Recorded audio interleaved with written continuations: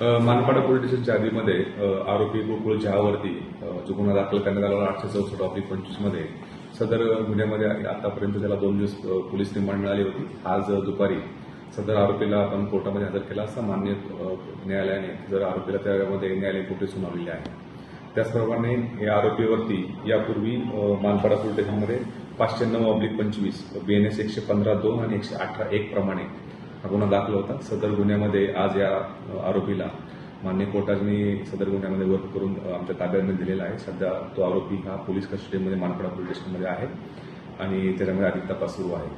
त्याचप्रमाणे सदर आरोपीने आज सकाळी ज्यावेळेस कोर्टामध्ये त्याला हजर केला घेऊन जात असताना सरकारी कामामध्ये सुद्धा अडथळा आणण्याचा प्रयत्न केलेला आहे. त्या अनुषंगाने त्या आरोपीवरती मानपाडा पोलीस स्टेशन या ठिकाणी 881/25 BNS 132 प्रमाणे सदर आरोपीवरती गुन्हा दाखल केलेला आहे. त्या अनुषंगाने सुद्धा त्याच्यावरती आम्ही योग्य कारवाई करत आहोत.